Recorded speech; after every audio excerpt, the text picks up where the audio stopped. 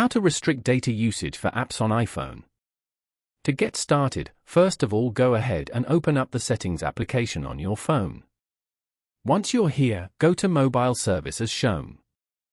From here, you can find out how much data you're using, set data restrictions, and manage network provider settings such as eSIM and Wi-Fi calling. Scroll down to the Mobile Data section and tap on Show All below. Over here, you can view the mobile data usage of all these apps. Turn off the switch for the app you want to restrict. For example, Brave or Netflix.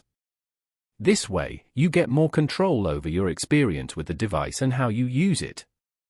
Following these steps, you can easily restrict data usage for apps on iPhone. Thank you for watching. Please leave a like if this tutorial helped you, or leave a comment below if you have any questions related to the video.